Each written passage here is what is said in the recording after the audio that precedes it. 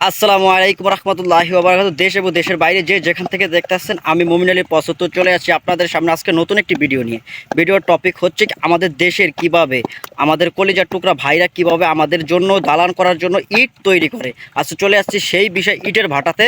তাদের কাছ থেকে জিজ্ঞাসা করবো তারা কিভাবে ইট তৈরি করে এবং একটা দৈনিক কতটা ইট তৈরি করতে পারে এবং তাদের স্যালারি কিভাবে পায় সেই সম্পর্কে একটু আপনাদের জানাবো। আশা করি সম্পূর্ণ ভিডিওটা আমার দেখে আপনারা পাশে থাকবেন। ঠিক আছে, এখন আমি চলে যাব আমার ভাইদের কাছে, যে কলেজের ভাইরা তো কষ্ট করে আমাদের জন্য দেশকে তুলে ধরে, দেশের উন্নয়ন কাঠামো করার জন্য তারাই কিন্তু সর্বপ্রথমে কষ্টটা করে থাকে ইটের ভাটায় এসে ইট কেটে। ঠিক আছে, তাদের সাথে একটু কথা বলো, আপনারা কন্টিনিউ থাকেন। ওকে, আসসালামু আলাইকুম ভাই, আপনি কেমন আছেন? ওয়ালাইকুম আসসালাম। জি জি ভাই, আপনার দেশের বাড়ি কোন জায়গাতে ভাইয়া? সাতক্ষীরা।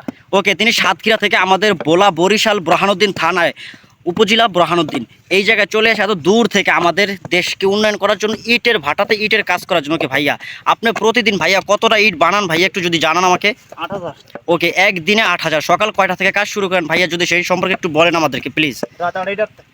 রাত ২:৩০ থেকে সন্ধ্যা কয়টা পর্যন্ত কাজ করেন ভাইয়া, যদি সে? ৬টা। সন্ধ্যা ৬টা। ওকে, একদিনে আপনি কত ইট বানাতে পারেন ভাই, যদি একটু জানান। ৮,০০০ ইট বানতে পারি। একদিনে কিন্তু ভাইয়া ৮,০০০ ইট বানাতে পারেন। ওকে ভাই, একদিনে কাজ করে আপনি কত টাকা ইনকাম করতে পারেন, যদি সেই সম্পর্কে একটু জানাবেন। ২,০০০ টাকা। ২,০০০ টাকা। দেখুন, শেষ রাত ৩টা থেকে শুরু করে সন্ধ্যা কয়টা পর্যন্ত বললেন ভাইয়া? ৬টা।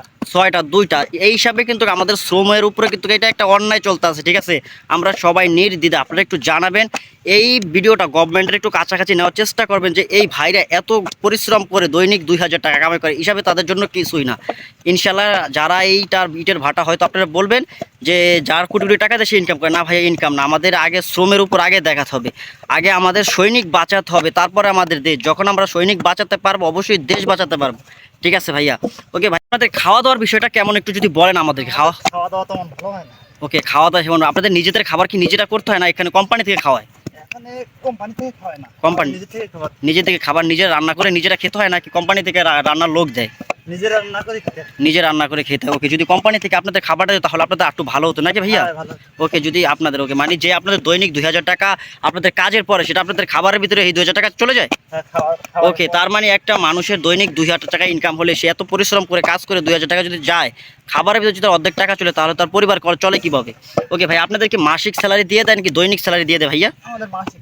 ওকে, মাসিক স্যালারি দেয়। মাসিক স্যালারি দিলে তা আলহামদুলিল্লাহ মোটামুটি ভালো। কিন্তু খাবার দাবার হিসাবে যদি যদি আপনাদের একটু খাবার দাবার ব্যবস্থা, যেমন আপনাদের হঠাৎ যদি অসুস্থ হয়ে পড়েন, তাহলে আপনাদের এই ব্যবস্থাটা কি নেয়?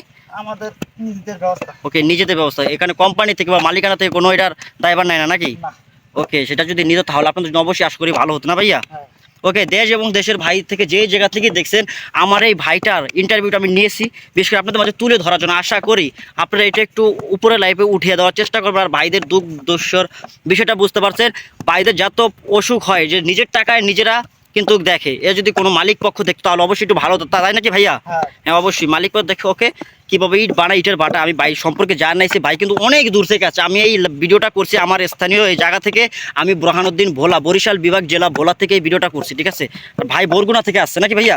সাতক্ষীরা। সাতক্ষীরা থেকে আসছে, সরি। ওকে, অবশ্যই ভিডিওটা ভালো লাগলে আপনারা অবশ্যই শেয়ার করে দেবেন, আর দেশের মানুষের কাছে একটু তুলে ধরবেন এই ভাইয়ের কথা। ওকে ভাই, আপনাকে অসংখ্য ধন্যবাদ, আপনাকে জানি আসসালামু আলাইকুম।